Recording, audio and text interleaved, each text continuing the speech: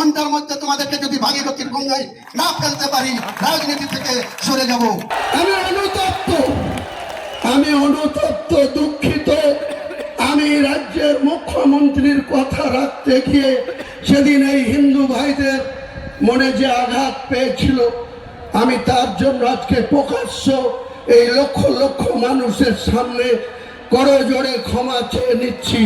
ভবিষ্যতে এরকম মিথ্যাবাদী মুখ্যমন্ত্রীর কথায় হুমায়ুন কবির আর কোনোদিন কোনো সাম্প্রদায়িক কোনো উস্কানিমূলক কথা বা কাউকে জিতানোর জন্য কাউকে আঘাত করার কথা হুমায়ুন কবির বলবে না, আপনারা ভরসা রাখতে পারেন। আমি প্রকাশ্য 1 মে 2024 সন্ধ্যা 7টায় যে কথা বলেছিলাম, সেটার জন্য আমাকে অনেক কথা শুনতে হয়।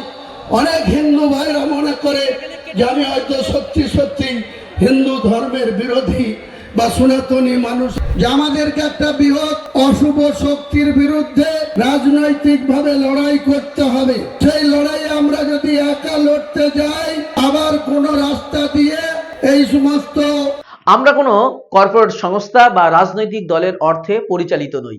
স্বাধীন, নির্ভীক ও সত্যনিষ্ঠা সাংবাদিকতা চালিয়ে যেতে আপনাদের এই সাপোর্ট আমাদের একমাত্র শক্তি।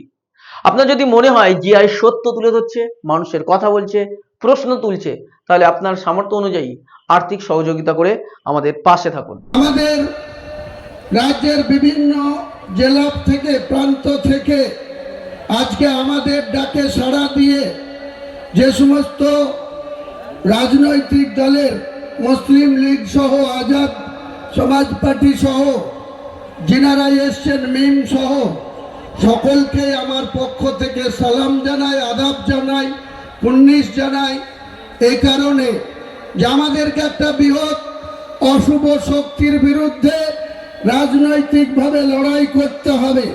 সেই লড়াই আমরা যদি একা লড়তে যাই, আবার কোনো রাস্তা দিয়ে এই সমস্ত বেঈমানরা, বিশ্বাসঘাতকরা, মুসলিম বিরোধী সহ সংখ্যালঘুদের বিরোধীরা, সংখ্যালঘু মানে শুধু মুসলিম না, আদিবাসী সহ, শিডিউল কাস্ট সহ, ওবিসি সহ অনেক ব্যক্তি আছে। মুসলিমদের কি শুধু সংখ্যালঘু সংখ্যালঘু বলে চালিয়ে দেওয়া হয়? সমাজের বঞ্চিত, লাঞ্ছিত, অবহেলিত মানুষ কিন্তু সব জাতিতেই বিলং করে। তাই আমি বলবো যে আমরা যে লড়াইয়ের ডাক দিয়েছি, আমি নিজে কাউকে অহংকার দেখাই না, কিন্তু অহংকারও আমি বরদাস্ত করি না। আমি নিজে যেমন কাউকে অহংকার দেখাই না, কোনো ব্যক্তি যদি আমার সাথে অহংকার দেখায়, তার অহংকারের কিন্তু আমি মোকাবেলা করার জন্য প্রস্তুত থাকি। এটাই আমার চলার আদত, এটাই আমার চলার, বলতে পারেন যে মেন স্ট্রিমের লাইন।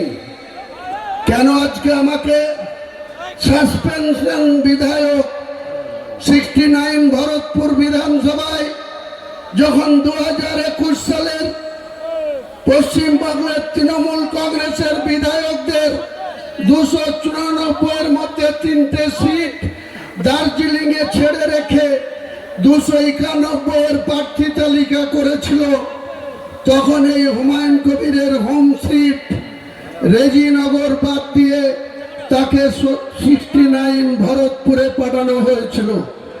এই দলটা একবারে অঞ্চল থেকে, বুথ লেভেল থেকে, ব্লক লেভেল, জেলা লেভেল, রাজ্য স্তরে পর্যন্ত দ্বন্দ্ব আর বিভাজন আর তুলাবাজি করার দল। এই দলটার কোন নিয়ম শৃঙ্খলা কেউ মানে না, একটাই পোস্ট, বাকি সব ল্যাম্প পোস্ট।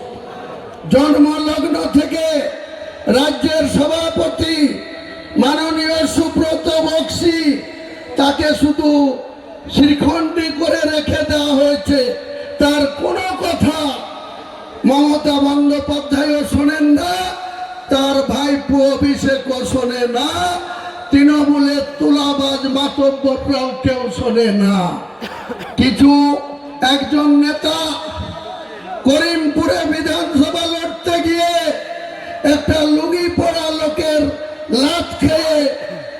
ঢোলকলমি ঝরে গিয়ে পড়েছিল। সেই নেতাকে নজরুল মঞ্চে তৃণমূল কংগ্রেস জয়েন করিয়ে 1 মিনিটের মধ্যে সহসভাপতি করে দিল। তার কাজ হচ্ছে তৃণমূল ভবনে বসে বসে তুলাবাজি করা, কমিশন খাওয়া। যত মুর্শিদাবাদের নেতারা ফোন করে বলবে আমাকে একটা এই কাজ পাইয়ে দেন, তিনি সঙ্গে সঙ্গে কোন দপ্তরের প্রিন্সিপাল সেক্রেটারিকে, পঞ্চায়েত দপ্তরের প্রিন্সিপাল সেক্রেটারিকে, খাদ্য দপ্তরের প্রিন্সিপাল সেক্রেটারিকে, বিভিন্ন আধিকারিকদের আগে 4% কমিশন বুঝে নিয়ে তারপরে মমতা বন্দ্যোপাধ্যায়ের ক্ষমতার একটা ইউটিলাইজেশন সার্টিফিকেট দিয়ে দেবে। তা আমরা বলতে চাই, বাংলার মানুষ আপনারা বহু আশা নিয়ে, আমরা বহু আশা নিয়ে 34 বছরের যে সরকার চলত, শুরুতে তারা অনেক ভালো কাজ করেছিল জ্যোতিবাবুর নেতৃত্বে। পরবর্তীকালে দিন দিন যত দীর্ঘমেয়াদী ভাবে বাংলার মানুষ লেফট ফ্রন্টকে ক্ষমতা দিল, ধীরে ধীরে তারা ক্রমশ দুর্নীতিতে জড়িয়ে পড়েছিল। আমরা একটা ব্লকে 2টো করে সংগঠনের নেতার মোকাবেলা করতে হতো। একটা হচ্ছে পুলিশের ওসি আর একটা লোকাল কমিটির সম্পাদক। এই দুজনের বিরুদ্ধে আমাদেরকে লড়াই করতে হয়েছে। আমি 1982 সাল থেকে 20 বছর বয়স থেকে যুব কংগ্রেস দিয়ে শুরু করেছিলাম। 2012 সালের 16 নভেম্বর পর্যন্ত 30 বছর জাতীয় কংগ্রেসটা করেছি। কখনো আমার নেতা ছিল প্রয়াত আতিশ সিনহা, কখনো আমার নেতা ছিল আজিজুর সাহেব, কখনো আমার নেতা ছিল এই বেলডাঙ্গার বিধায়ক প্রয়াত নুরুল ইসলাম চৌধুরীরা, কখনো আমার নেতা ছিল প্রাক্তন সংসদ, 5 বারের সাংসদ, লোকসভার 54 জনের দলনেতা অধীর রঞ্জন চৌধুরী।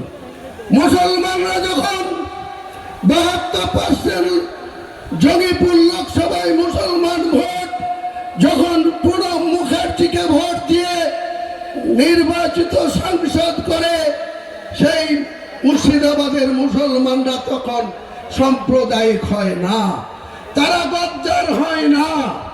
মুসলমানরা যখন শুরু থেকে বামফ্রন্টের সেই RSP ত্রিদীপ চৌধুরী থেকে শুরু করে, ননীগোপাল ভট্টাচার্য থেকে শুরু করে প্রমথেশ মুখার্জিদেরকে বারবার ভোট দিয়ে বহরমপুরের সাংসদ রূপে পাঠায়, তখন মুসলমানরা ধর্ম নিরপেক্ষতায় থাকে।